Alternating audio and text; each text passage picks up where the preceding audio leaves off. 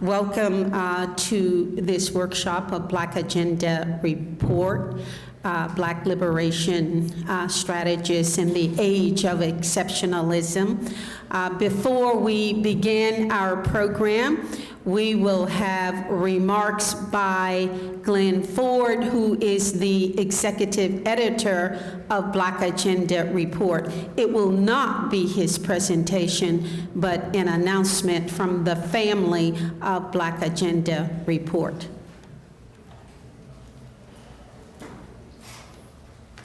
And this is the kind of talk that I don't know how to give and never wanted to give. We have to pay our respects and I think collectively thank Bruce Dixon for the service that he has rendered to the struggle for peace, for human dignity, for Black liberation, and hopefully for socialism in this country and the world. Bruce was a real soldier in the sense that he was willing and eager to take on any aspect of the liberation struggle and to explore all of the questions that face us with the aim of creating the most efficient mechanisms for movement politics. Bruce had been a soldier in the Black Panther Party under Fred Hampton in Chicago. And in the decades after the crushing of the party, Bruce was that organizer who would go into the housing projects and find out what the folks in the project were talking about and what kind of slogans actually organically would flow from the people's analysis of the conditions that they were facing in the projects or at work sites. That's what I mean, examining all aspects of the problem. Bruce admitted that he became addicted to the bourgeois electoral political game, but it was the only one that folks were playing in Chicago, and it took folks, lots of people, a long time to see that game was going nowhere. But when I met Bruce, it was 2002, and he'd moved to Atlanta. And I remember we had just done a piece in the Black Commentator, which is the predecessor to Black Agenda Report, on Cynthia Mckinney's loss to a corporate-backed candidate in her congressional seat in Atlanta. And my headline said something like Cynthia McKinney and something about a dignified defeat. So I get a letter, an email from some guy who says, well, she certainly was defeated, but I don't know how dignified that was. And that was Bruce Dixon. And he then proceeded to do an analysis of why Cynthia McKinney was defeated, because she had been quite popular in that district. And it was an analysis. It was not a screed. It was not a rant. It was an analysis. And the Black Commentator, like Black Agenda Report, analysis is our stock in trade. So I immediately struck up a conversation with Bruce Dixon that only ended yesterday when he exited the scene. Bruce Dixon has been part and parcel, left his mark, has been sometimes the prime shaper of Black Agenda Report. When we say managing editor, he made possible the things that we do that less skilled people like myself cannot do, as well as doing everything that I could do just as well as I could. So we've lost not just a right arm, but an arm and a leg, and it's going to be quite difficult continuing without Brother Bruce. We'll try because he didn't let multiple myeloma slow him down until it stopped him cold. Up until not this past Wednesday, but the Wednesday before, he was determined to be here today until the doctor told him to go into the hospital the next day, and he never emerged. But Bruce will never leave Black Agenda Report. He is a permanent fixture. We must consider what Bruce would have said and how Bruce would have moved this project forward every time we come upon a problem, an idea, or an opportunity. Thank you so much for coming. I think many of you to commiserate with us about the loss of Bruce.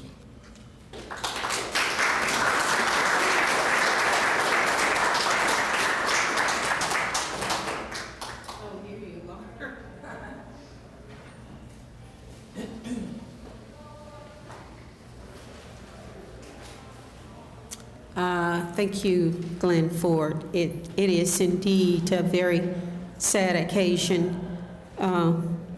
Bruce Dixon joining the ancestors. He was still in his youth. Okay, so bear with me. The title of our workshop is Black Liberation Strategies in the Age of Exceptionalism. And we know where exceptionalism has gotten U.S. imperialism and its hegemony, its global hegemony. The Black Agenda Report team will discuss late stages of capitalism, the shrinking U.S. empire, and the danger of the desperate ruling class on the wane. This is indeed a post-supremacy problem that we are dealing with. Okay, so Margaret is very thorough with her notes, so I have to go to the next page here. Okay, our first speaker is going to be Raymond Nat Turner, who is our poet in residence at Black Agenda Report.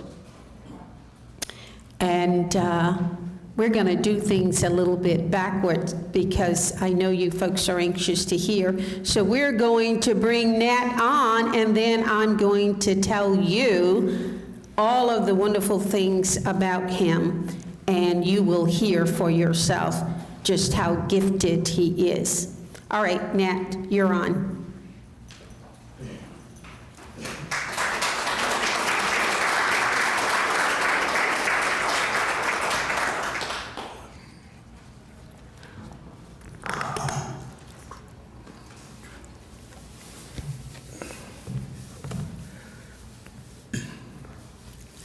When our knights are captured or fall on battlefields, as they surely must,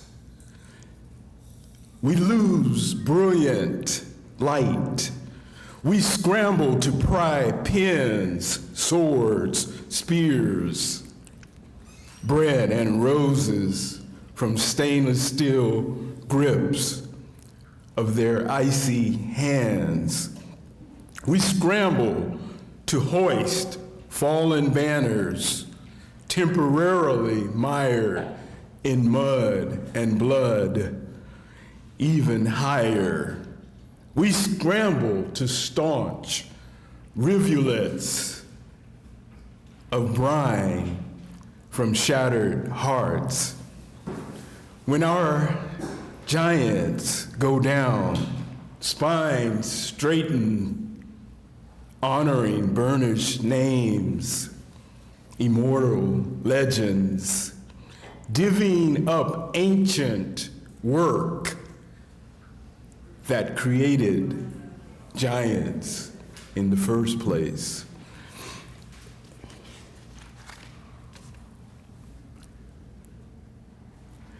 Here's the FOIA requested redacted part of the story they won't tell you. Baby Bruce was wandering the Midwest with Dorothy and Toto before they picked up the Tin Man in Pittsburgh, before they picked up the Scarecrow on Staten Island, before they picked up the Cowardly Lion in Los Angeles. He had a baby brain, but a huge heart, fully formed courage to be schooled and steeled at the point of production, becoming a straight-up soldier for the long march, a rank and file, meet 'em where they're at, shoe leather, serve the people, door to door, knocking, troublemaking organizer, Chi-town, stubborn kind of fella, stubborn as a Georgia mule, refusing to slip on Iceberg Slim, posing as community organizer when legends lost their minds. He had a heart, courage, brain, the barrel of his pen blazing, welcoming me from wilderness, Cali isolation, to fight side by side against the masked man, the Drone Ranger. When icons, slutty professors were dangling on the deporter-in-chief's dick, he 404 my phone. It was business but personal, covering the waterfront, laughing, joking, non-AM, FM friendly language. I just pray they put a Bruce Dixon Organizers app on my phone mistakenly with the malware, spyware.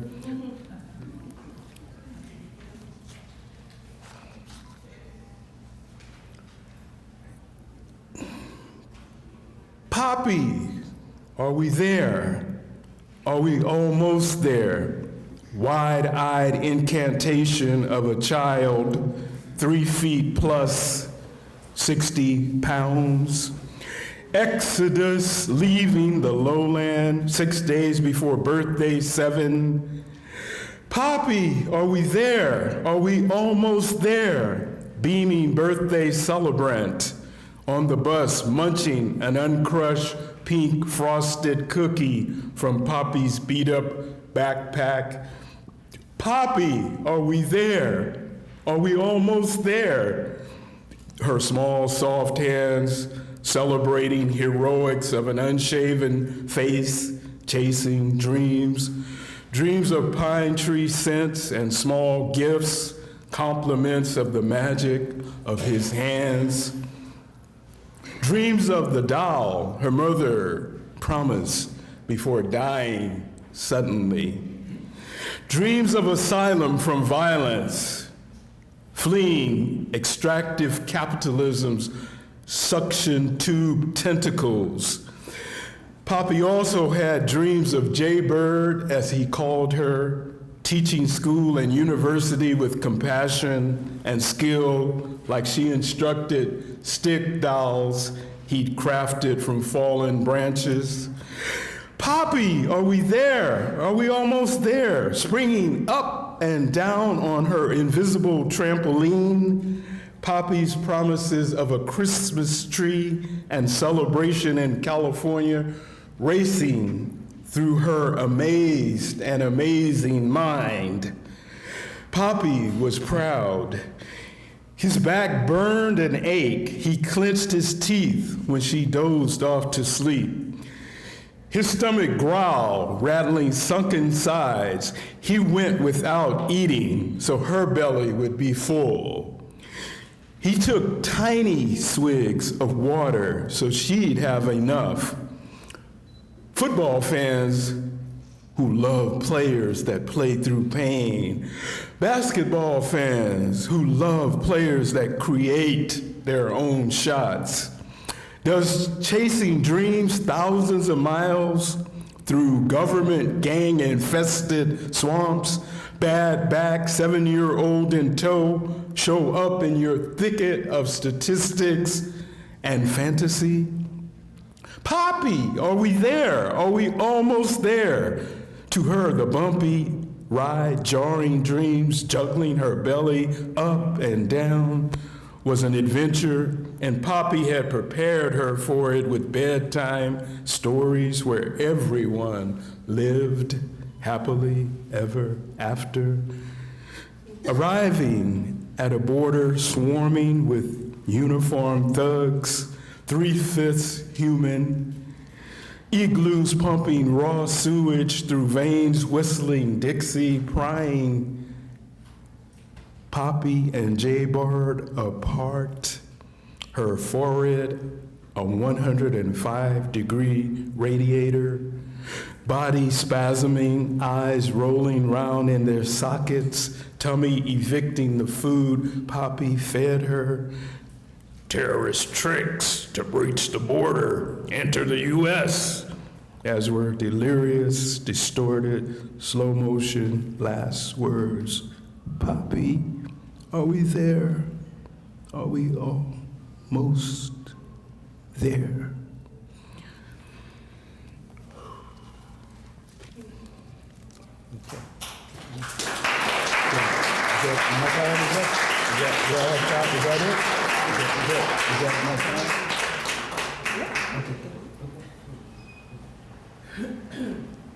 Now you know why we refer to Raymond Nat Turner as the town crier.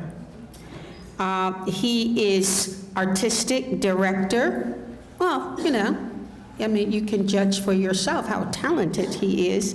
He is artistic director of Jazz Poetry Ensemble Upsurge, New York City, and has appeared in numerous festivals and venues, including the Monterey Jazz Festival and a Panafest Ghana, West Africa Festival. He is currently poet in residence at Black Agenda Report.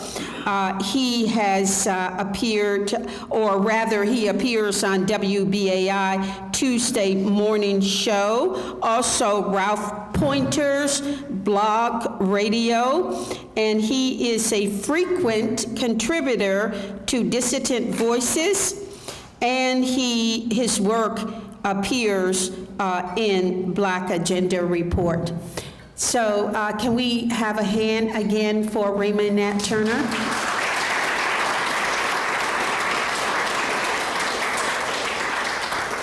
And before I continue, I want to tell you a little bit about myself. My name is Nellie Hester Bailey. I was the founder and director of the Harlem Tenants Council. It's an anti-gentrification, anti-eviction program. We worked in Central Harlem and across New York City for decades, and like most organizations, non-for-profit, as well as people, we were displaced in Harlem by the high rents. In the past, I was an election observer in South Africa's first election, democratic election. I had the pleasure, like a number of people, to meet Nelson Mandela, not really meet, it's sort of like meet and greet with everyone, and Joe Slovo, who at that time was head of the housing department, or in the first South African election. Today, I co-host Black Agenda Radio with Glen Ford, and I am proud to say I am a member of the Bar family. Our next speaker is going to be a woman, I think, who needs no introduction, Margaret Kimberly. Some of you who are familiar with her writing, freedom writer, that is published every week on Black Agenda Radio, Black Agenda Report website. Margaret has done a number of activities, and she is a member of UNAC, the United National Anti-War Network. She has appeared in numerous TV shows as a guest speaker, including RT, WBAI, and a number of other publications. So I'm happy and very pleased to present to you Margaret Kimberly, who is the senior columnist at Black Agenda Report.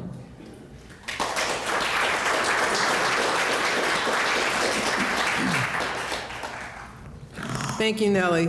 Good morning, everyone. I'm not quite myself today, as you can imagine.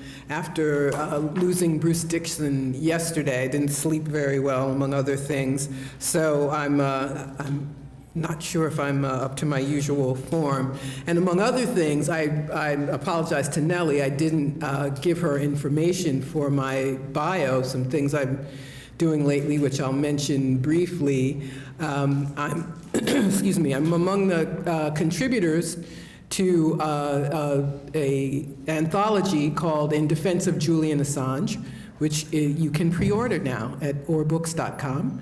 And I'm also have written my first book, which will be published in February, Prejudential, the history, thank you. It's called Prejudential, the Black America and the Presidents, February of 2020. Keep an eye out. I'll tell you more about it as we get closer to February. So I'll start out by saying, hasta la victoria siempre. And unlike our mayor, I don't know if you saw this news story about our glorious mayor, Bill Deblasio, who, for reasons known only to himself, is among the cast of thousands running for the Democratic Party nomination for president. And he was in Florida for the debates, and he was, I believe it was an airport strike, a strike of airport workers, and he says, hasta la victoria siempre, which was fine. But he didn't know, apparently, that the phrase is associated with Che Guevara. And of course, being in Florida, with the large conservative Cuban community, this became a problem. And he quickly retreated. He's like, oh, I'm sorry, I didn't know who said it, and so sorry, and but now that I know it was so connected with Che, I'm going to say it more often because I do know the meaning. So I think we should all, it's now a hashtag, HLVS, you can look it up. But this, I tell this story, and it's so easy to poke fun at Democrats these days. And that story tells us the problem that Black people have in dealing with this system. At this stage in the empire, it's a particularly difficult moment, especially now that the elections have started. And we're told that this is the only way for us to organize, the only way to be heard, the only way to make any changes is through the electoral process. Now, I'm not going to say don't use the electoral process, but Americans are told this is it, this is all you got, and especially in the wake of the Trump presidency, we are browbeaten into supporting the Democrats. And anyone who didn't vote for the Democrats is blamed, how convenient for them, for Trump being in the White House.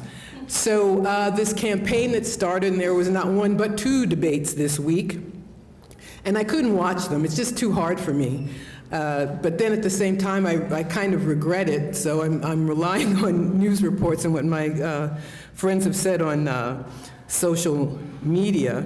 So they've begun the dog and pony show, and we see how people are propped up by the corporate media, Joe Biden, who apparently didn't do well in the debates, and apparently Kamala Harris came at him and made him look stupid, which isn't hard because he is stupid, as I wrote in my column this past week. But a funny thing happened. One of Biden's fundraisers, a man whose name I don't know, named McInerney, he's a check bundler in California, and he said yesterday, I'm not gonna raise money for Biden anymore. And that means Biden is toast. If the rich people say they're not gonna raise money for him. Now recently, just to show you how bad he was, they had to hide him. They've been hiding him from the press, but he did not hide himself from the people who write the checks. And he told them that he needed them very badly, and he assured them, nothing will fundamentally change if I become the president, but it doesn't matter now. You know, they always need people who can look good. They have to be good for the brand, and apparently Biden is not anymore. So it's partly funny to me that he's already been shoved under the bus because of his dismal performance, but that also tells us we don't have a democracy.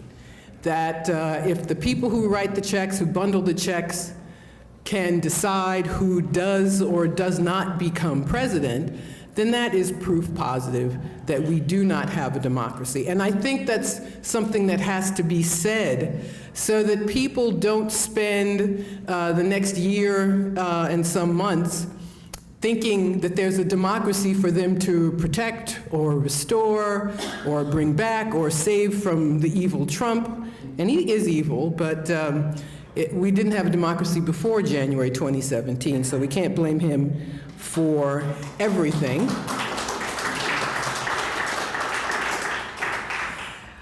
So now we begin with as I said, the dog and pony show with the debates.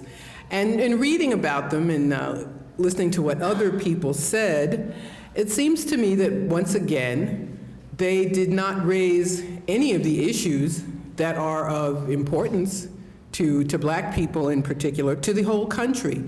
We are living under the threat of war. Donald Trump, it's so hard to read what he will and won't do, but apparently he decided not to start a war with Iran, at least as of last week, who knows, today or tomorrow. And at this very moment when the major powers are taking sides, what are Democratic candidates saying? These people, this party that black people cling to, that we're told are our only saviors, what are they saying about war? They're either saying nothing at all, or they give this mealy-mouthed double talk. The president has to come to Congress before he starts a war. Well, then what are you going to say if he comes to Congress? Are you going to say yes? Are you going to say no? That means they would say yes if he did go to them and make a good enough case. So we have a couple of people taking an anti-war stance, but those are the people dismissed by the corporate media.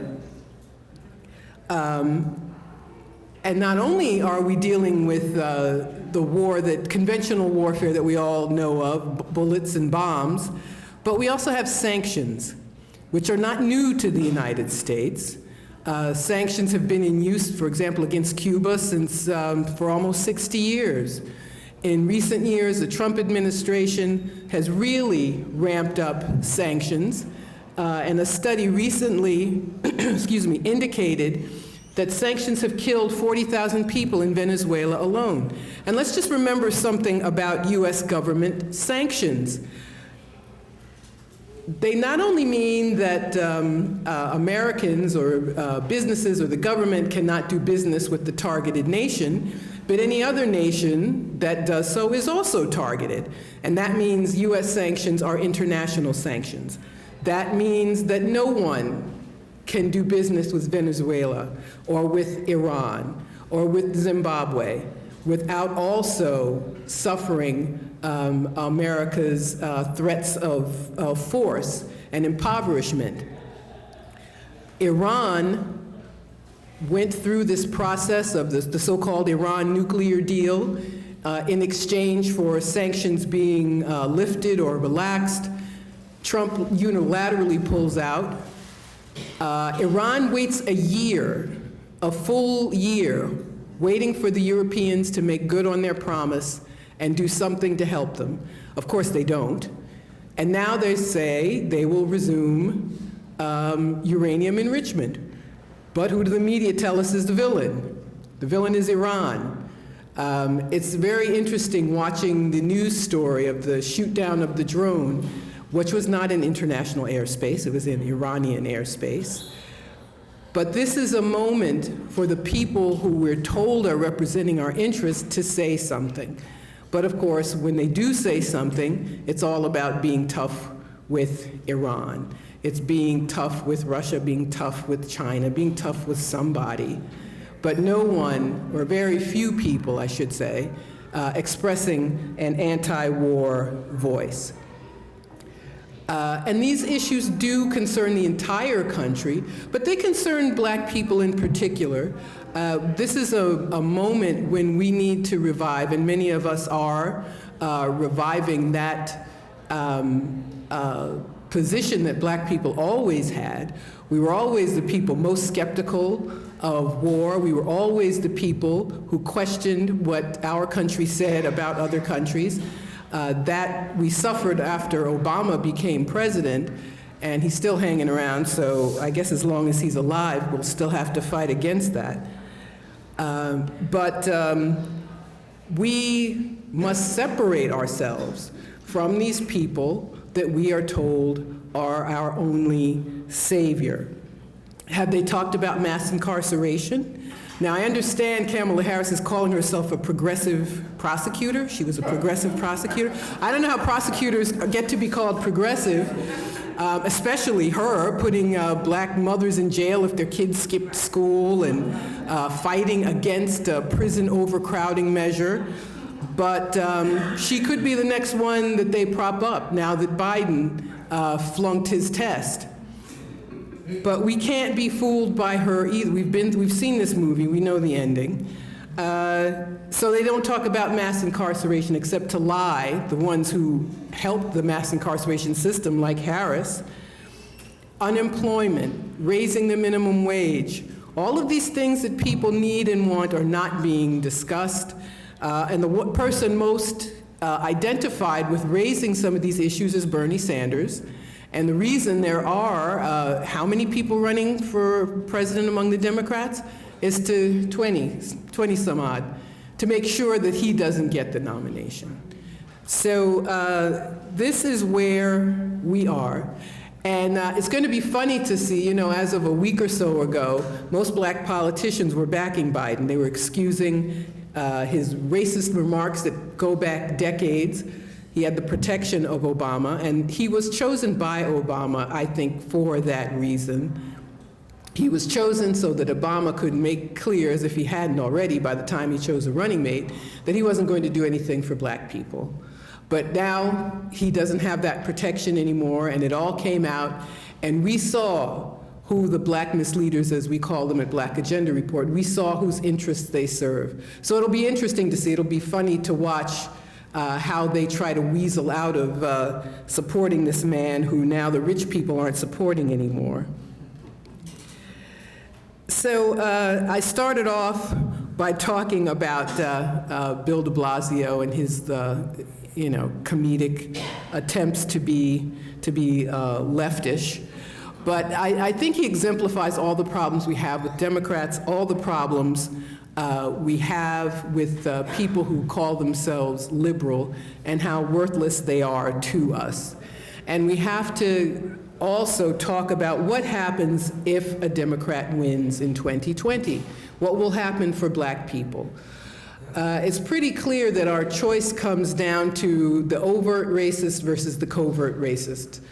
We have a party where, and it's not just Biden who bragged about the crime bill. That was Bill Clinton's crime bill also, and the man that we were told we had to support. So we're back there again. Even when we win, we lose. And we're going to keep losing unless we jettison the whole project. Unless we begin the process of leaving the Democratic Party. I think that is essential for all progressives. People may call themselves progressive or left. We must leave this party. They are the problem.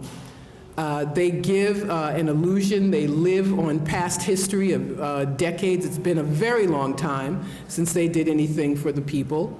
We need a real People's Party, a real Workers' Party, a real peace party, and it's not them. So at this moment, when the empire is in such crisis, it's important for those of us who come to events called Left Forum, it's important for us to stake out new ground. It's important for us to say it is not with the Democrats. And we have to be brave. We can't let people tell us it's our fault if Trump wins or any Republican wins. My response, well, I have several responses to that. First of all, how do you raise $1 billion? Hillary Clinton raised $1 billion. How do you raise $1 billion and you're not the one in the White House? You raise that much money, you couldn't get 80,000 more votes, roughly, that she needed in those states that flipped. Well, you can't if you're spending all your time covering up your dirt and trying to create dirt for Trump, then you can't do something simple like a get out the vote effort. Then we have to talk about the fact that black people's votes are stolen. Voter suppression efforts all across the country that are increasing. And not just suppression, but outright vote theft. It has been proven in states like Michigan, which Hillary Clinton lost by just 10,000 votes. There were areas where black people's votes just were not counted. And that doesn't come up. It doesn't come up even with the Democratic Party. So I think to sum up, it's pretty clear that we have to be unafraid. It is essential, in fact, at this moment in history, that we escape from the bonds of this corruption that is hurting people all over the world. I heard this morning briefly the G20 summit is happening in Japan, and they're already trying to weasel out of the climate change accords. The planet is in peril. Europe has experienced this horrible heat wave. This is happening all over the world. So we're talking about life and death for everyone. So the Green New Deal, which it's so funny to me, the Greens were supposed to be the villains that caused Trump to win, but the Democrats steal the program, or steal the name of the program at any rate, to try to make it look like they're the ones who are actually doing something. And there are people all over the world who are doing things. I don't know if you've seen the news story from Germany, where people literally blocked a coal mine, a new coal mine, to prevent it from opening. And that's the sort of thing we have to do. We have to accelerate the crisis. We only get change when the people bring crisis to the system. And watching these debates, I guess you can watch them if you want to. I guess you have a stronger stomach than I do. It's okay. But we can't get fooled by this again and think that, you know, what's her name? Elizabeth Warren is better than this one, or this one is better than that one. It's all a setup for us. And this is the moment to turn our backs on this charade. It's our moment to stake our claim, to plant our flag elsewhere, and to stop supporting this system which is taking us all down. So with that, I thank you. Thank you so much.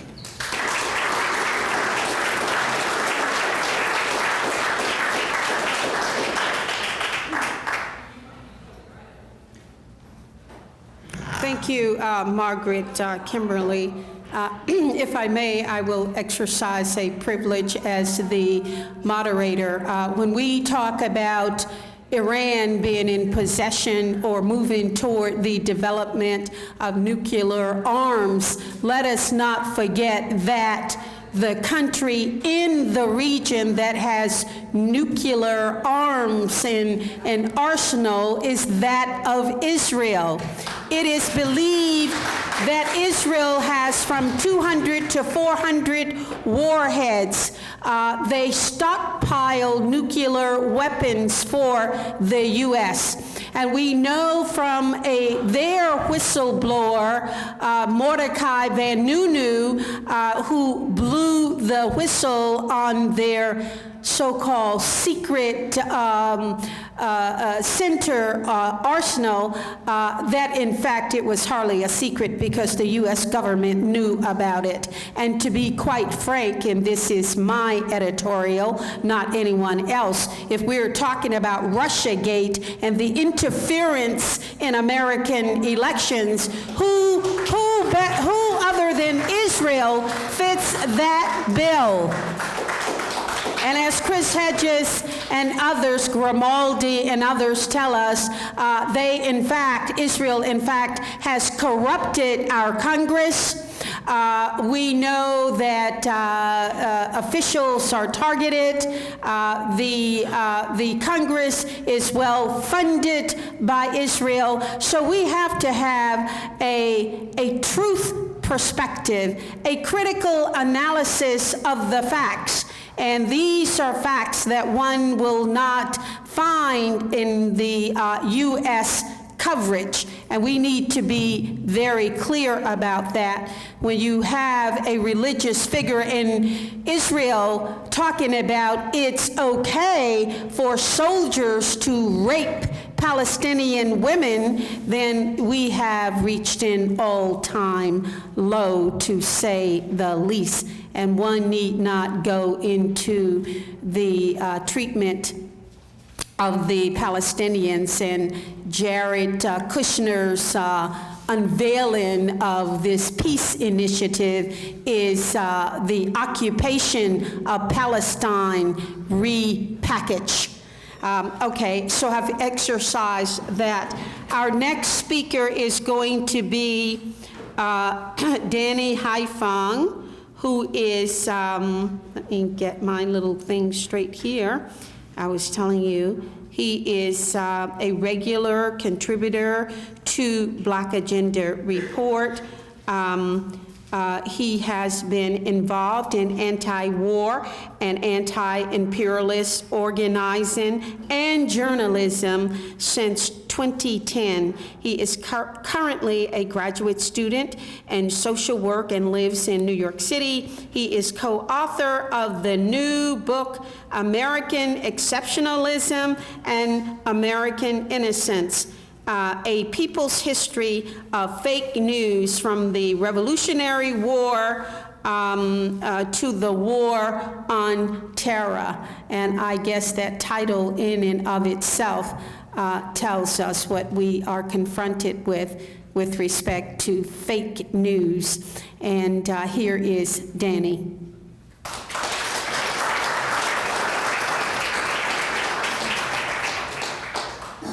Thanks, Nellie. Sorry, I'm a little taller. So I wrote on my remarks, I always write up remarks, a word about Bruce. It's been quite a rough 24 hours to 48 hours. And a word about Bruce is kind of ridiculous because I don't think we have enough words that we could say about him and all of his service to the people. I will say that he was very important to me when I first came around Black Agenda Report. You know, I had done labor organizing. I had been, part of Occupy Wall Street. I was really confused about the Black Lives Matter movement, especially. I had been involved a little bit in that, and I was getting a lot of backlash because I was affiliated with Black Agenda Report. And Black Agenda Report was making criticisms of the Black Lives Matter network organization and of various strands of that movement in order to move it forward. And because I was associated with Black Agenda Report, there was a lot of ill feelings, and I was in Boston at the time. And so I could just call up Bruce, and he would really advise me and really show me what discipline I needed to remain committed to the truth. And I think that's one thing that I really take away from him and his legacy, and I hope that we can all carry it forward. So,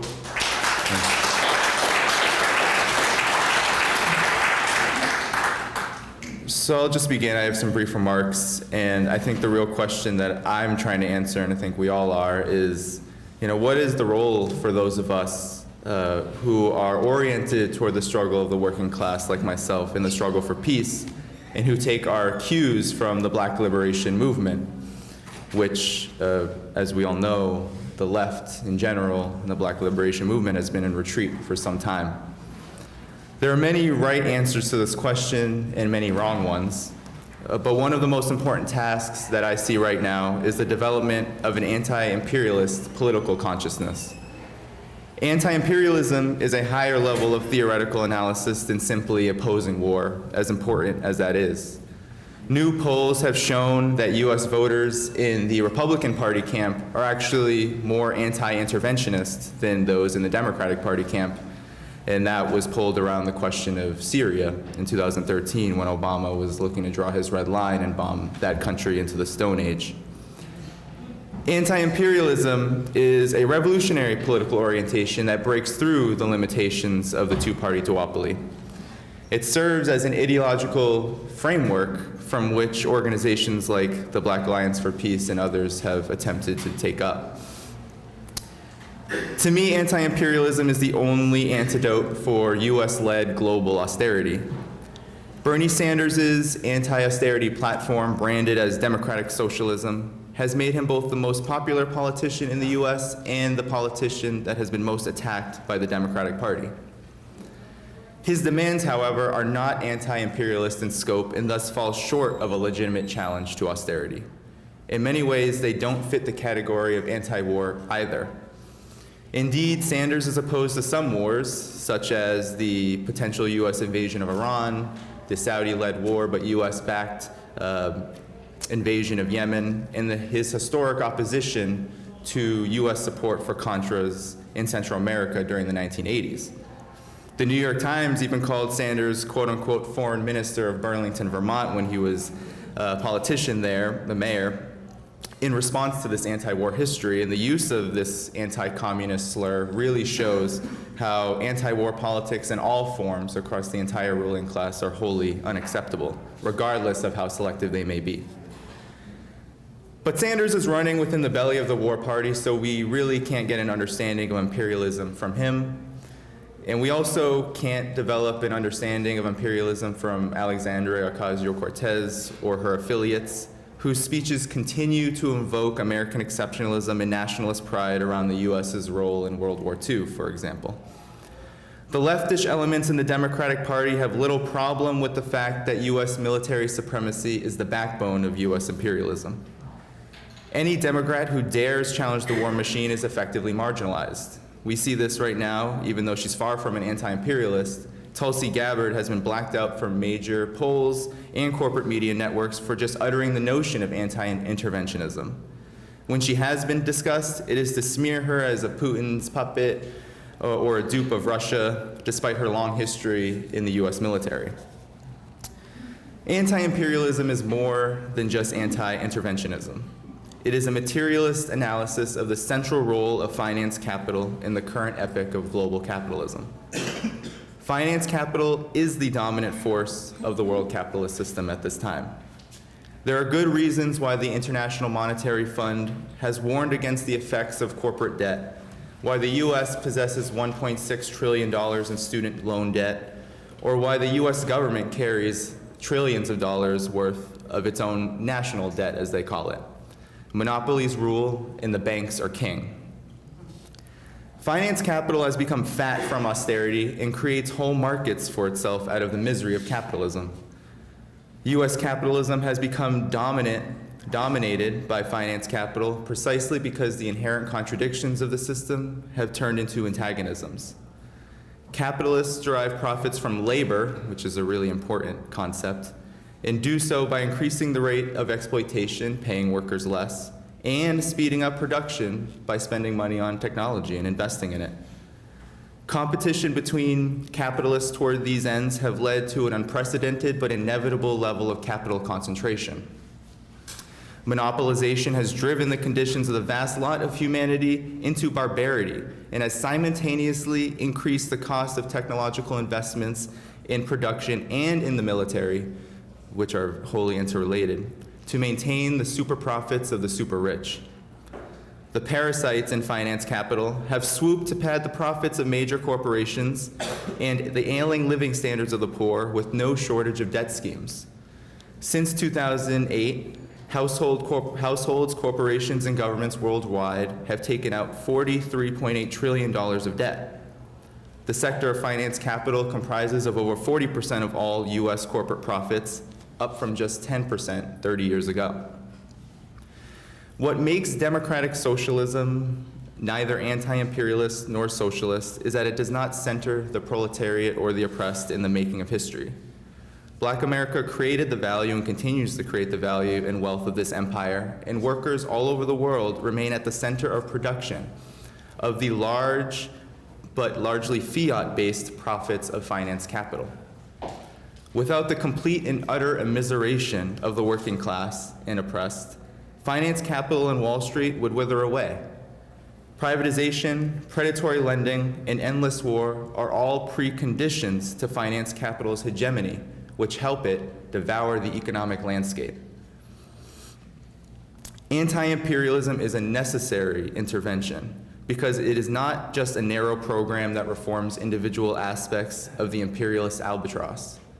It is a spear in the heart of that albatross, the struggle for the complete transition of power from the exploiting to the exploited classes.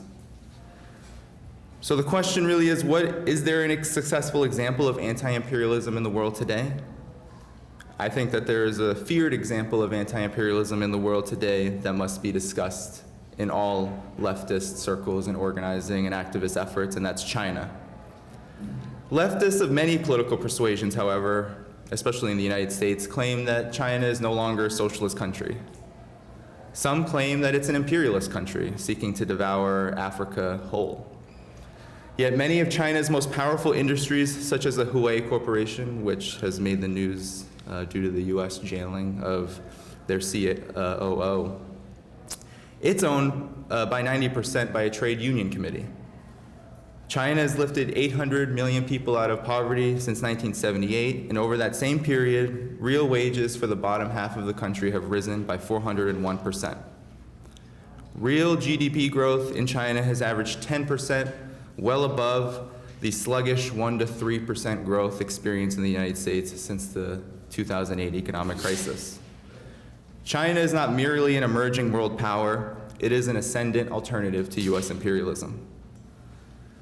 Again, leftists criticize China for allowing capitalist free market forces to invest within the country. During the swelling global economic crisis of the late 1970s and early 1980s, China had to decide: become the first fallen soldier in the war against socialism, or adjust and protect not only the revolution, but also the imperative of raising the standards of living for the people. The People's Republic has set its sight on curbing predatory, volatile, and warmongering hostilities of the United States by offering an economic development model to the planet's most impoverished peoples. This is what the New Silk Road, the One Belt, One Road initiative, seeks to accomplish with over $1 trillion of public spending on infrastructure projects across the global South. China's respect for international law and its development goals offer a real-time example of anti-imperialist progress, not perfection, but progress, in a historical moment where the US is waging war on the entire planet to curb the rise of the People's Republic. The only path forward from austerity is anti-imperialism. This doesn't mean that the Sanders camp or the large majority of people in the United States who favor reforms such as the Green New Deal, Medicare for All, or other such policies should be negated, ignored, or condemned. What it means is that without a tireless struggle against the forces of imperialism, we lose sight of who and what is at the center of austerity. We end up falling into the politically suicidal and reactionary trap of national chauvinism, white supremacy, and American exceptionalism. The struggle to develop a Black liberation strategy is dependent not only on the objective conditions of systemic failure, but also in the subjective effort of the whole left to defeat the forces of reaction that exist within its own ranks. And Margaret Kimberly did a great job talking about how the Democratic Party is the biggest problem. The future of humanity depends on the anti-imperialist struggle within the belly of the beast. A handful of individuals own more wealth than the bottom half of the world's population. Julian Assange is being tortured behind bars in the United Kingdom, while dozens of key leaders in the Black liberation movement and affiliated movements continue to experience what has been decades-long torture within US prisons.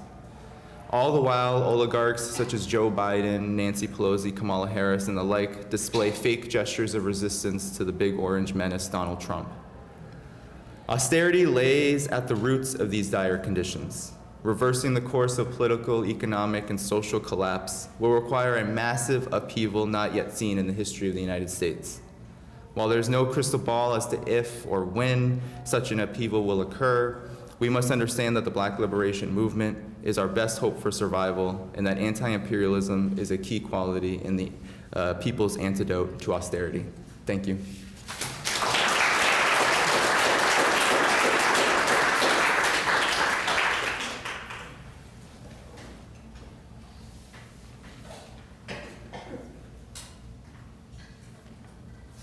Our next speaker is Glen Ford. Glen Ford is the executive editor of Black Agenda Report. He is a veteran journalist. He co-founded America's Black Forum in 1977. ABF was the first nationally syndicated Black news interview program. He is author of The Big Lie, analysis of U.S. Press coverage of the Grenada invasion. Glen Ford.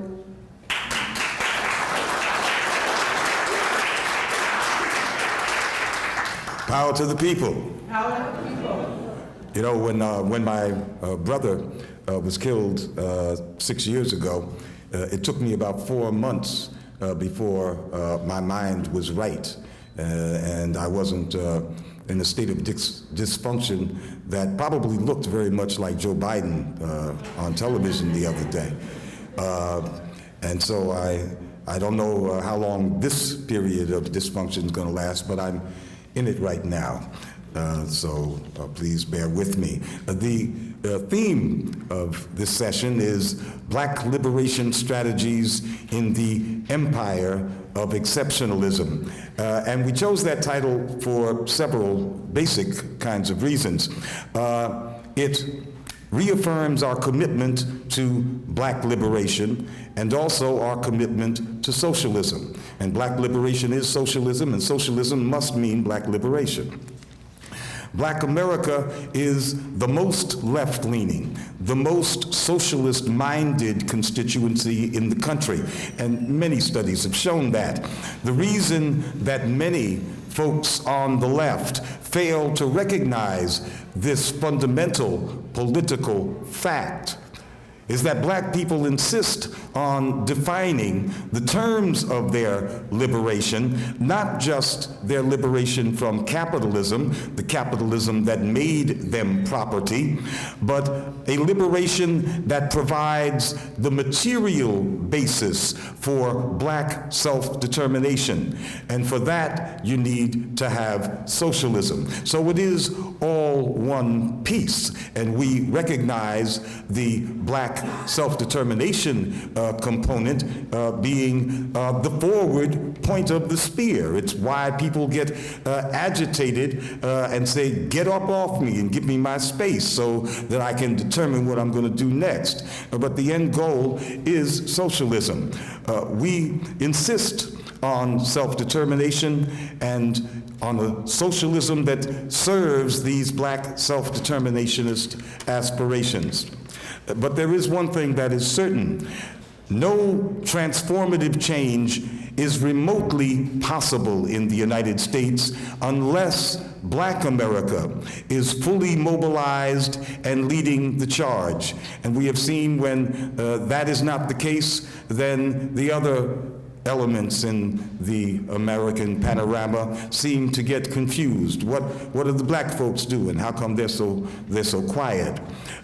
This is another way of saying that we need a revived and reinvigorated Black social justice movement that acts in solidarity and in collaboration with other social justice and peace movements in this country and throughout the world. This kind of movement requires skill sets and a range of organizations of all kinds. But the component that had been missing from the Black political scene and missing basically since the demise of the mass movement of the 60s What's been missing is organs of political analysis. And that's why we created Black Agenda Report back in 2006. We wanted to at least get close to answers to the questions like what is to be done. A popular organ of analysis, one that regular people can read, like Black Agenda Report, is also supposed to tell you what time it is so that we can act accordingly. Well, the time right now is late stage capitalism, very late in the stages of capitalism. It's our duty to figure out what the rulers are most likely to do to us and what we should be trying to do to them to bring this capitalist era to an end as bloodlessly as possible, so that we can get closer to Black liberation and socialism and a world at peace. The defining characteristic of this late-stage capitalism is that the lords of capital, the financial overseers, have imposed a global race to the bottom in which all of the world's workers must compete with each other to sell their labor at ever lower and lower prices. The Chinese did not impose this regime. American and European capitalists imposed it. U.S. workers' living standards have been falling for 2 generations under globalist capitalism. The decline in U.S. living standards and in especially economic security is not a side effect of globalization, as it is sometimes described in the corporate media. It is the intended effect of this global regime that's being imposed.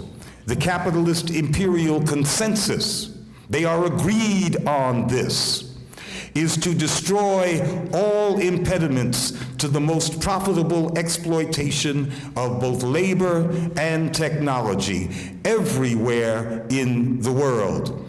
That means that not only labor rights, but all democratic rights must be curtailed. You can't do one without the other.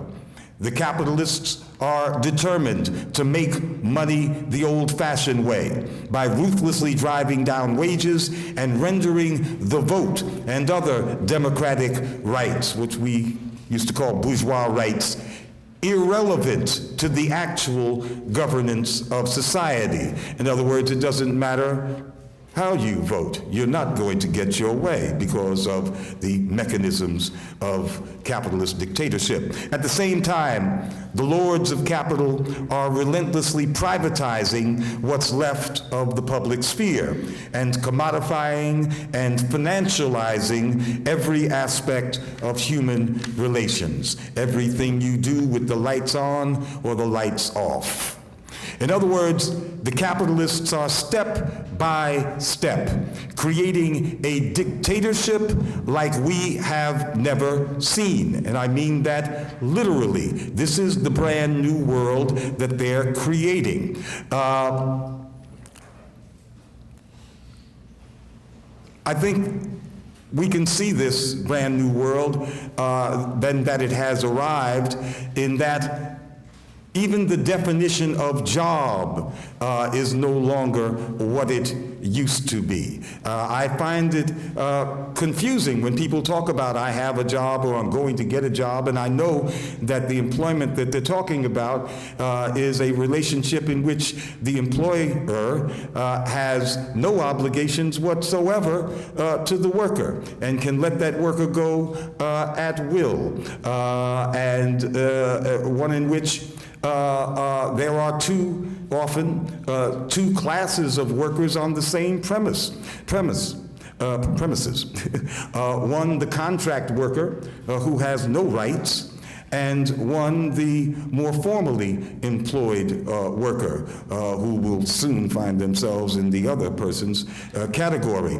And yet there is no nationwide social debate about this development. That is, the nature of employment is now something that is quite different. And these are not exceptions. 90% of the new jobs that were created under Obama after the great meltdown were these contract shit jobs, not really jobs with no obligations. That is the world of the future, a future of absolute insecurity.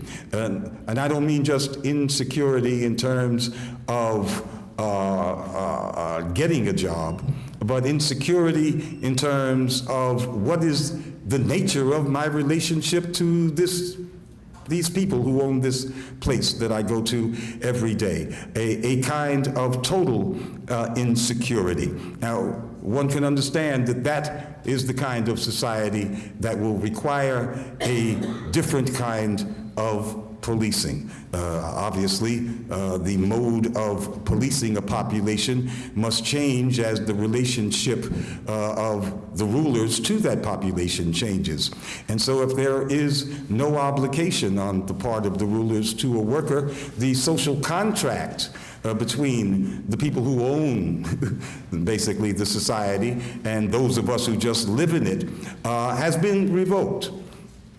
When we're looking at these shit jobs, that is the revocation of the larger contract to get along at all with these bastards who have billions of dollars. If they won't even make a commitment to something as elemental as a job, it is quite nightmarish contemplating the ramifications of this new society. But we need to do that. And we need to have that kind of dialogue about a nightmare that has already arrived. And if we understood the real plans of the ruling class, which I've just outlined, never-ending austerity, deepening insecurity, inexorable erosion of what bourgeois liberties remain, and the irrelevance of the bourgeois electoral system. If we really understood that, I think that movement folks would be formulating different kinds of plans. But the most important thing to do is to break this news to the people as a whole. If folks understood what was in store for them, what the austerity dictatorship really is, I believe that even the reddest redneck would revolt from this degradation of humanity. And people can see it if we point it out to them. See the beginnings of this new society with the shit jobs that they are all quite aware of. But I think that even in left circles, these bourgeois democratic narratives and the skill with which both the corporate media and the social media have in focusing our eyeballs on what they want us to look like, short circuits our better judgment in terms of setting political priorities. So we want to talk about Biden and how he looked so bad, and we want to root, even if you're a Black Agenda Report, secretly for Bernie Sanders, even not as our hero, but as somebody who can contribute to breaking up that dangerous institution called the Democratic Party, probably more dangerous to us than the Republicans. But we're all talking about that, and this new dictatorship of austerity strengthens every day. So that's what I want to leave you with today, to think about what is taking shape right in front of us, but which most of us in our political work pay not enough attention to. And that's the equivalent of not paying attention to reality and getting too lost in their, as Danny would say, their fake news and narratives. Thank you.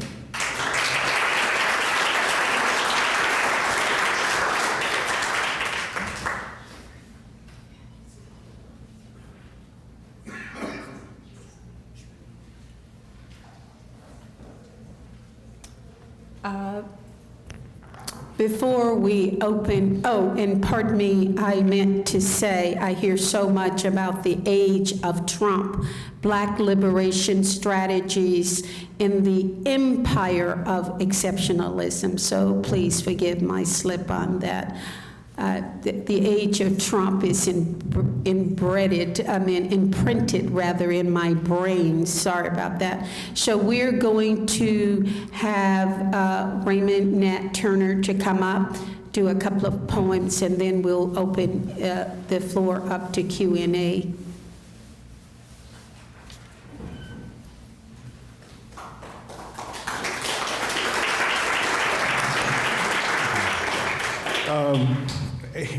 You know, with our brother Bruce checking out, it was very dark side of that for me. And so maybe on a lighter note, if you will,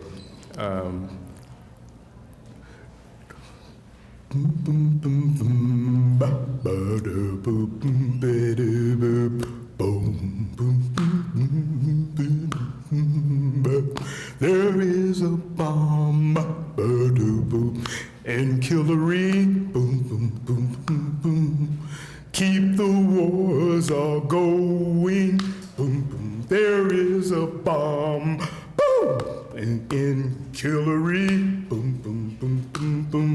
enriching thugs like Boeing.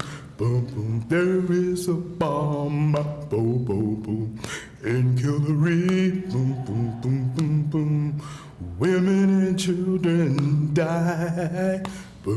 There is a bomb, in Kimberley, bleed the people dry. 'Cause she can lie like Cheney. And she can kill like Callie. You wouldn't want to meet her at midnight in the alley. There is a bomb in Kimberley.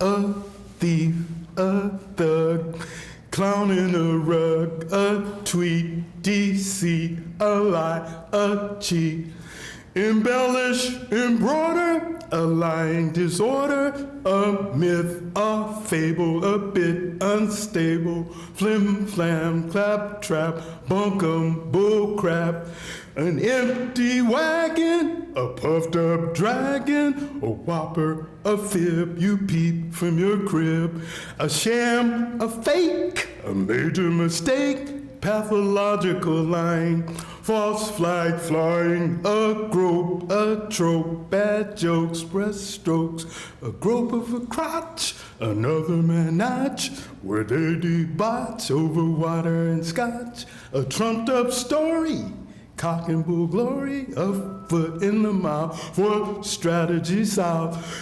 Pie in the sky, a barefaced lie, a pig in disguise, fooling some eyes, playing fast and loose with Jim Jones juice, a masquerade, a Nazi parade, fake great nation, same plantation, a bug in the hall, a fly on the wall, a parade in July, another big lie, a wink of an eye, enough outcry. A thief, a thug, a clown in a rug, a tweet, deceit, a lie, a cheat.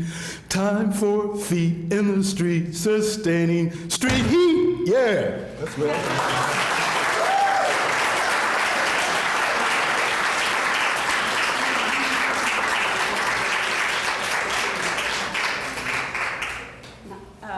Okay, folks, we're going to open this up for Q&A, and what we're going to do, we have about half an hour. We will take a stack of 3. We'll let the panelists answer that, and then we'll go into another new stack of 3 people. Okay? So can we start? Anyone?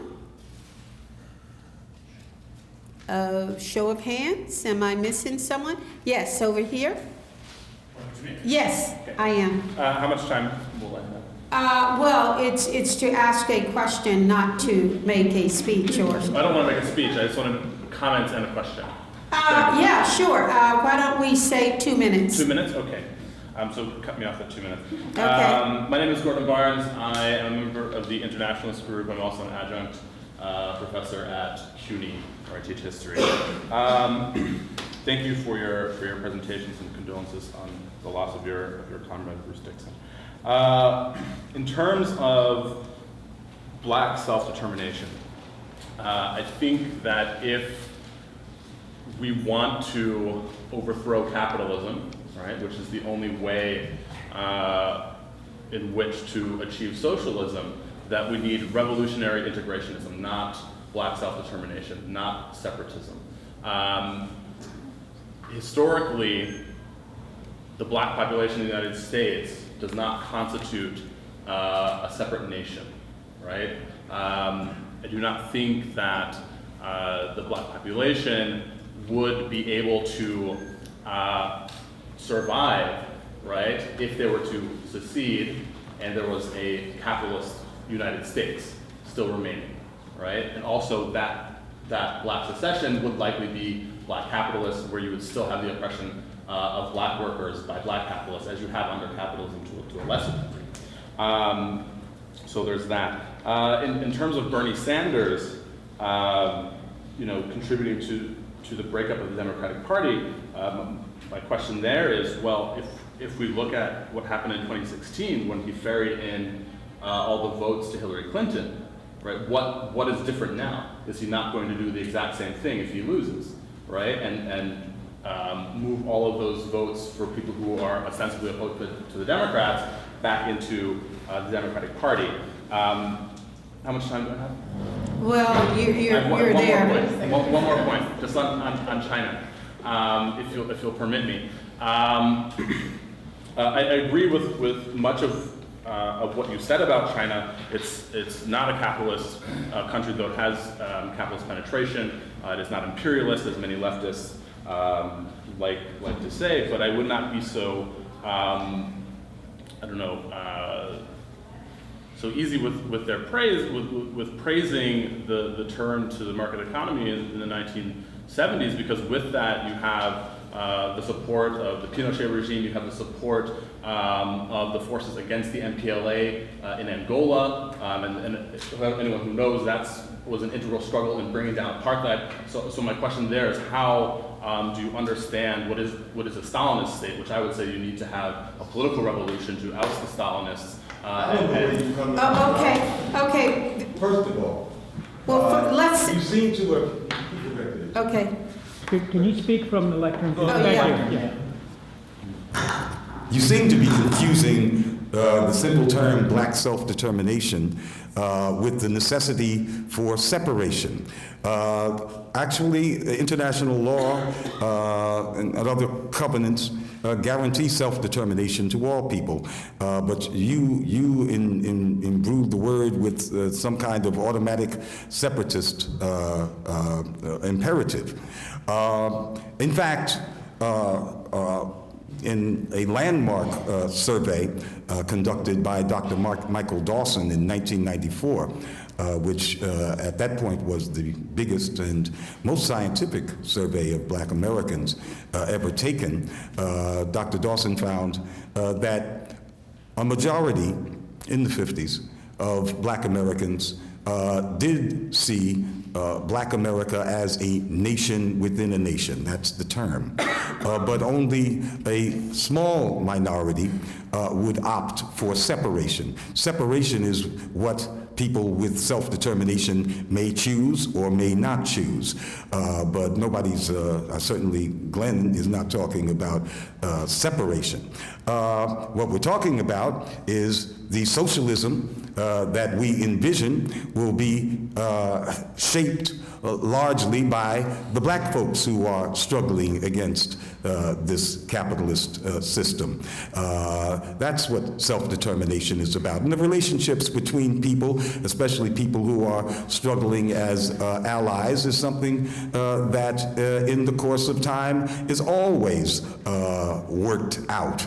That is, people decide how they're going to live together and coexist. There are no rules, and I don't know where you get off saying self-determination means separation. In terms of Bernie Sanders, the threat that Bernie Sanders represents, and Warren does too, is the threat to austerity.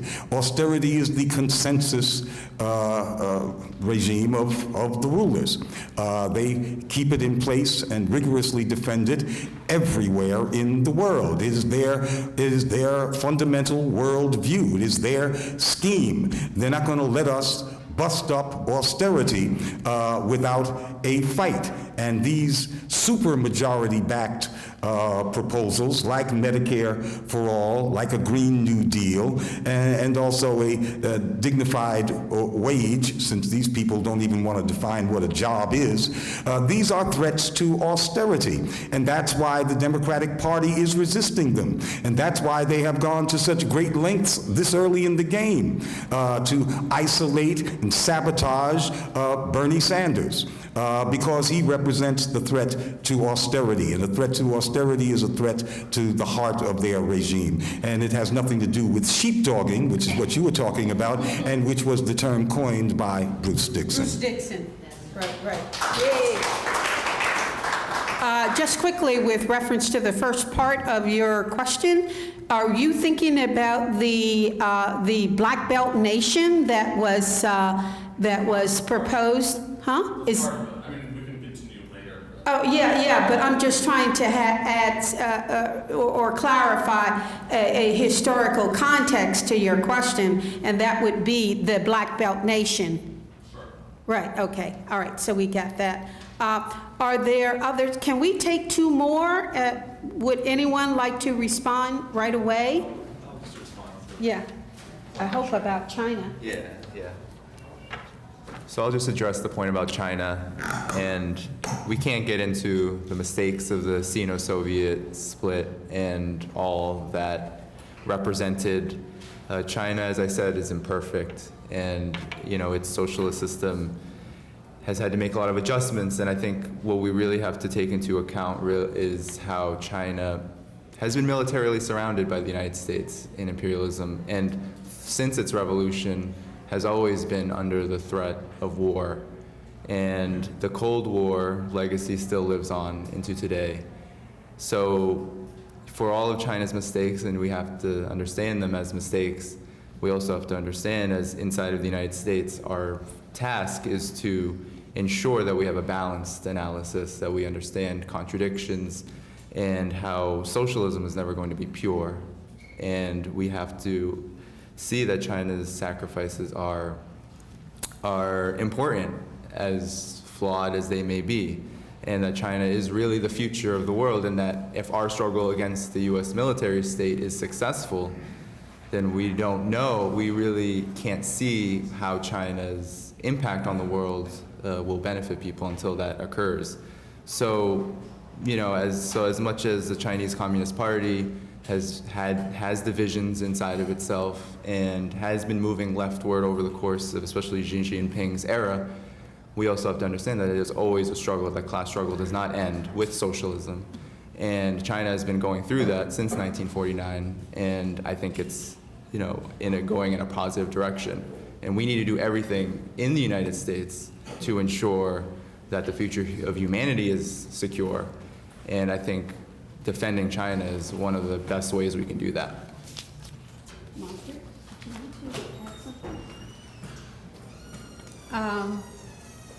Are there other questions? Anyone else? Yes. Is that you, Mitch? Yes, it is. Okay. Thank you so much, and tribute to Bruce. What I'd like to ask, what do you detect any splits inside the ruling class of any kind of fight or any fractures through which we can then pump our other movements to widen those fractures. You made some reference to maybe Trump stopped the war on Iran or something, but other fundamental differences that currently that you can point to that would enable us to, move forward and take advantage of. Okay, I think everyone got that. Let's see if there's one more, since we did say 3 questions. Is there anyone else whose hand is up? Betty. Yes? Go ahead, please. This is me? Yes. Okay, cool. And I can ask of anyone, right? What? And I can ask a question of anyone? Yes. Okay, yeah, I'm sorry. So first off, I would just like to pay my respects to Bruce Dixon as well. I never knew him, but I know he was a good man and a good comrade, so I am really sorry for the loss on that. My question is really for Danny Haiphong more than anything else, and I think that as socialists, we're here for bread, but we're also here for roses. That's a great thing. And, if economic prosperity and economic development were the metric of how socialist a regime is, then all of us here, we'd be singing the praises of Singapore. But, which really just makes me have to ask, how do you defend the Chinese state's repression of independent union organizers, its massive surveillance state, and its brutal oppression of its Uyghur population? Okay, I think we got that. Because we answered the first question, I'll take one more so we can move things along. Is there another hand? Betty. Okay, A all woman, right. please. Can you call on a woman, please? Betty Davis has had her hand up. I thought I was Sorry. called. Yes, Sorry. Betty Davis. And I know Betty Davis. I just have a question in terms of socialism and black people. I don't know why black people have to be such purists when it comes to socialism. And everybody else can go through whatever goddamn stages they want to go to.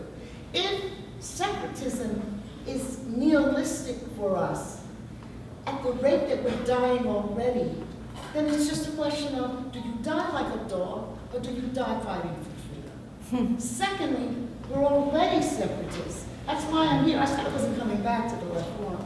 But I'm here because we got 2,000 slaves in Louisiana who should have been freed because we just overturned the 10-2 legislation.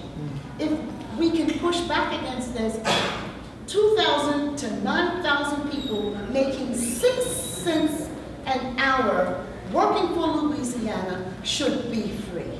Now, from my point of view, I don't give a damn what they call themselves. When they come out, if they fight for freedom, I'm joining them. And if we get to socialism, and I will be fighting for it, yes, but I'm not going to let the condition of socialism stop me from fighting for freedom. And no other people on this planet has been put in that basket. Oh, you're separatists. Oh, you're this. Oh, you're that. What we say is, do you fight the same devil we fight? And if you fight the same devil we fight, we join you. We critique you like that gentleman did there, but we don't make that the condition for freedom. Queen Mother Moore said, we are a non-self-governing, captive people in this country, and we should act accordingly. And Yeah. I know you all should know Queen Mother Moore. If you don't, try to. Well, you should read I'm about sorry, it. thank you. No, Betty, that's fine. It's really interesting, just what you said. People want to talk about separatism, but when the Kerner Commission report said, we are 2 separate nations, one black and one white. And we hear this paradigm discussed and repeated over and over again, but there's never any context, political context, for looking at this segregated, the most segregated country in the industrialized world, the United States, but that is not seen as a separate or the U.S. carrying out its agenda of separatism of that of black and white. So I thank you for that. And So while I agree with unions, I'm waiting for the union movement other Got you, workers got you. to be forced to unseat. Right. Absolutely, absolutely. So we're going to have our panelists come up, and anybody want to take that on? Margaret? Glenn? I was going to talk about split in the ruling class. Okay. So Glenn said that he would address the issue, the question about the split in the ruling class. And Danny, did you want to take on something? Yes, the China questions. The China question again by Danny as to why would anyone think that China was progressive when it had all of the crimes against people that was mentioned by this by the gentleman who asked the question. Glenn, do you want to go first? Yeah, there is no fundamental split in the ruling class. That's why they have an agreed upon unified vision of endless austerity and endless war.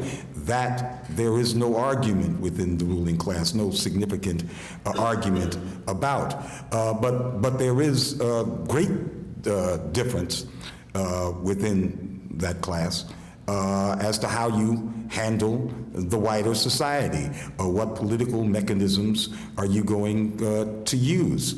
And the whole of that class was thrown into disarray by this rogue element from among, in their midst. Although a minor player in their midst, he just was a media celebrity, not a real player, relatively speaking, in the class. But Trump, with his red meat appeal to the denizens of the white man's party, if you're going to have a white man's party, I guess Trump said, feed them the red meat. Stop these dog whistles and teasing them. And that's what he did. And it worked marvelously. And just upset the whole game of the polite business class that controlled the Republican Party and up to that time. And it's interesting. They responded by letting loose all of their hyenas on Trump, who represented a big problem for them. That's not a split in the ruling class, a problem in their mechanism for rule. One of them is a Republican Party, the other is a Democratic Party. So that created that kind of problem. They responded by assembling a whole menagerie of people to beat Trump. I think he had 16 opponents, but with his red meat stuff for the folks in that party, he beat them all. Also, he was probably even more important, he got $5 billion in free airtime from the corporate media, most of which is Democrat associated. And we know why that happened, because the WikiLeaks showed us that the DNC was urging its friendly reporters and everybody else to encourage the Trump campaign, because they thought that he was the one that they could easily beat. So Trump's success was largely a function of some other ruling class folk who thought that he would be a straw man to knock down. But that's not a split in the ruling class. There's a lot of drama that goes on that does not qualify as a split in the ruling class. But they were also very, very upset that Trump, with his statements against regime change and other statements that seemed to say that he would bring an end to the Obama offensive from 2011 all the way to the present. It was a massive imperial offensive under President Obama, getting the U.S. back on that imperial track that they had fallen off of with the debacle and defeat of the United States in Iraq under Bush. Obama was supposed to correct all of that and bring a new face, make folks like the United States, but get back on that track of empire. And that's what he did. Trump, with his anti-everything Obama, including Obama's imperial charge, was upsetting to them. So they then invested almost all their marbles. I'm talking about the national security state. We saw an unprecedented number of former and present CIA and FBI and NSA people crowding into Hillary Clinton's big fat tent, overpacked tent.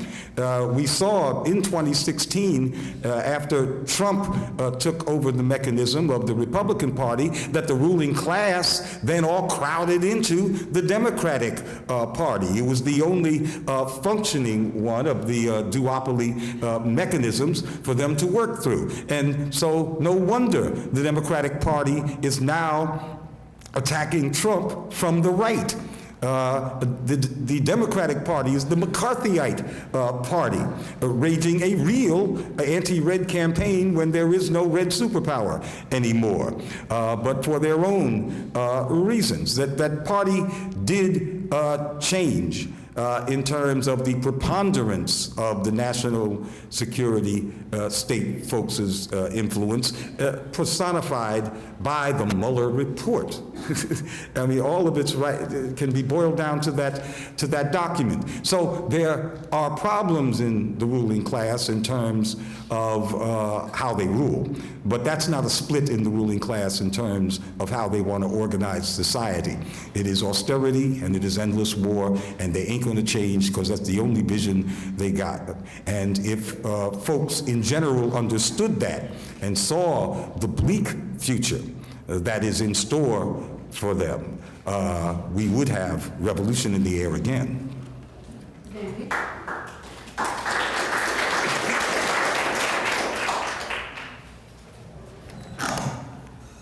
So China again. It's a really important question, but I think what is critical to understand is that China China has been completely and utterly mythologized by the U.S. ruling class. That the propaganda against China is probably stronger than any propaganda that is leveled against an entire people in an entire nation. And so my definition of socialism is that the commanding heights of the economy and society are controlled by a state that is dictated by workers, peasants, and the exploited classes under capitalism. And so in 1949, that's what happened. It happened in its own way in China, mostly a peasant-based revolution. The character of the Chinese state has not changed fundamentally, so in effect, China still is by definition socialist. We can look at the reforms that were made and the contradictions to that, but there have been many benefits, as I outlined in my talk, and that there have been drawbacks. There are always drawbacks to allowing capitalist penetration. I will say that we have to understand that global US-led imperialism is the greatest of humanity, and it has always been the threat to socialism, whether we're talking about socialism for Black America, or we're talking about socialism in China, or we're talking about socialism in the Soviet Union, or the socialism in DPRK, Cuba, Venezuela, we can go down the line. Imperialism has always been the gravest threat, and imperialism has always shaped what the people of those nations have had to do to survive. And so we have to understand that it's not always nice, but it has to be practical and it has to work. So there is repression under socialism. It is a class struggle. And China has suppressed its ruling class. That's what it did. And it still does that today. And when we talk about some of the propaganda, I'm actually going to be going on a delegation with Cynthia and Mckinney in December to China for 2 weeks. And we're going to go to the Xinjiang province. We're going to go to the Muslim Quarter. We're going to go to the regions of China that have been so vilified and demonized by the US media as being sites where China is containing 1 million Muslims and all of this, what I think is garbage. They have been debunked by independent analysts like my friend Ajit Singh.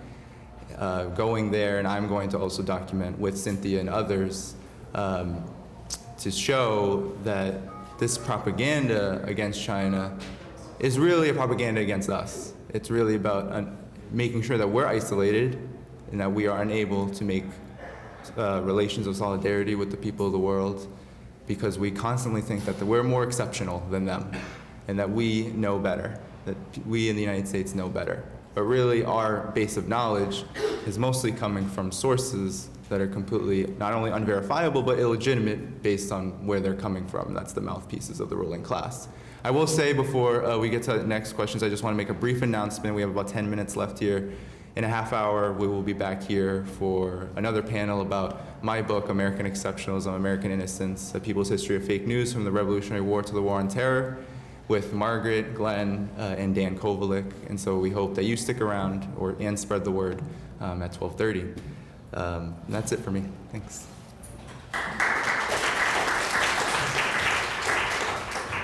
Are there other questions? Another hand or hands up? We only have about 10 minutes left. Yes? Go ahead. Thank you all for your insights and your moving words. I'm currently reading Huey Newton's To Die for the People, and that informs the questions that I want to ask you. I'm fascinated by Newton's analysis of intercommunalism, the need for marginalized communities in different parts of the world to work together to make revolution.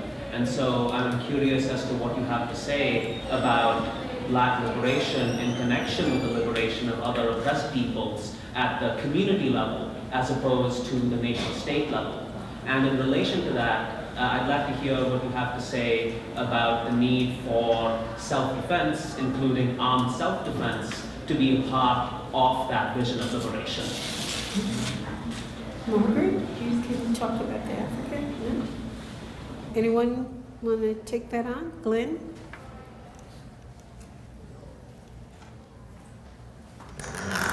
In terms of armed self-defense, almost anything one says about armed self-defense will get your number ratcheted up a little bit higher in the list of black identity extremists. This black identity extremist category seems to be, in the wording of the FBI, a bigger catch-all than even under COINTELPRO.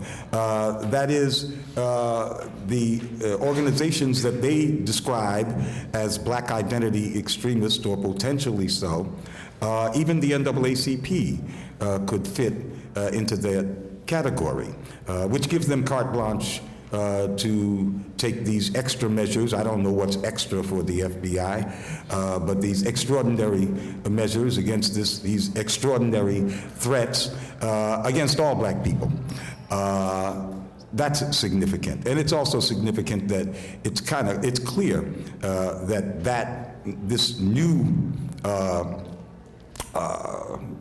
regime, I guess, in the FBI, this new package of dealing specifically with black people was formulated in the last parts of the Obama administration in the wake of the Ferguson activities, and then only surfaced in the year or in several months after Obama left. So that's, I think, part of Obama's legacy. Now, I'm mentioning black identity extremism and such, and not to sidestep your question on what's my position on armed resistance, but to just put it into context. So what do you want me to say? Of course, I mean, I was in the Black Panther Party as well in New Jersey. Clearly, of course, we believe in the right to self-defense. Of course, that is a human right to self-defense. So there's nothing really strange about that. Shouldn't be anything very controversial about that, especially in the country that has more guns in the streets than any other country in the world by far. But it does change your status. It does make the powers that sleuth and slither become more intense in their activities. So I don't know what you want me to do, bro. Yeah, we have a right to self-defense, and I encourage people to use it as appropriate. Now, isn't that the safest statement in the world? No, not in the United States. Especially in the context of this brother has me leading a separatist revolution as well. And so there's a whole new file. Anyway. You're a member of the Republic of New Africa, huh? Yes, I did want to respond to your question about international solidarity. It's vital. It's one of the things that black people lost with Obama's election. One of the reasons, I touched on this a little, that black people always saw the world differently is that we saw ourselves in relation to people all over the world. And it could have been apartheid in South Africa, it could have been in Cuba, it could have been anywhere. But it's going to be an effort to regain that. There's been so much confusion since his election, and now with people, I don't even want to reference their name, misguided people talking about reparations, but from a standpoint of black people being Americans and identifying with this country and seeing themselves in opposition to people from other parts of the world. So we've got a hill to climb, but I think we can. That's why we're here. That's why we have Black Agenda Report. That's why we take every opportunity to speak, so that when black people again say our and we, when we use the first person, that we're talking about people in Venezuela who literally can't get food and medicine because of this government, that we're talking about people in Iran who are in the same situation, in Zimbabwe, whose liberation struggle was something that was so important to us. So yes, you're absolutely right. That is something that's essential. Every nation. Every nation targeted by the U.S. There's such a long list. It's hard to name them all, but every nation targeted by the U.S. We only have a couple of minutes left, I think less than 5. Also, Margaret pointed out in one of her columns that 40,000 people in Venezuela have died as a result of the sanctions. Danny? So I just want to say to your question, I love Huey Newton. That was actually the book that led me down the path of socialism and into the embrace of Black Agenda Report. To Die for the People actually has an essay in it where Huey Newton writes to the National Liberation Front of South Vietnam, where he actually invites Vietnam to take Black Panther Party members to fight on the side of the Vietnamese. Of course, the Vietnamese said, no, you need to stay here and do your thing in the United States. You got an empire to defeat. But I think that sentiment is critical, that understanding, that's concrete solidarity, and we need to learn from that. We're not organized enough to do that just yet, but... Don't forget May 19th and the Black Liberation Army. Right. And, but to conclude, please stick around. We're going to be back here again in just a half hour. And my book is for sale at the Haymarket Books table. And we'll be back here in a half hour to talk about it with some great conversation. Thank you.